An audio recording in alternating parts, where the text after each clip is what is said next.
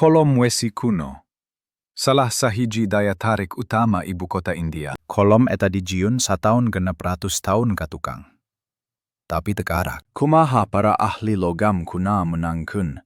Paduan tahan karat 16 abad katukang mangrupikeun hiji misteri. Urang bakal mungkapkeun Rusia baja tahan karat kuna. Rusia.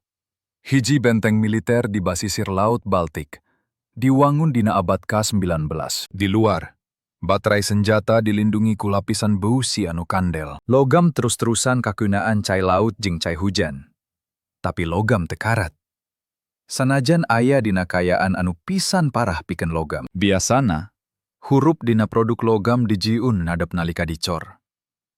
Ieu leuwih gampang batan ngalengitkeun ku karuk-kuruk dina besi keras engke. Aksara dina kolom di dali palsu.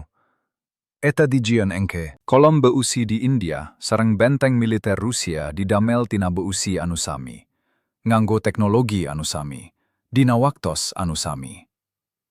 Dina abad ke-19. Tanggal pangwangunan benteng Parantos dituduhkeun kalayan leres.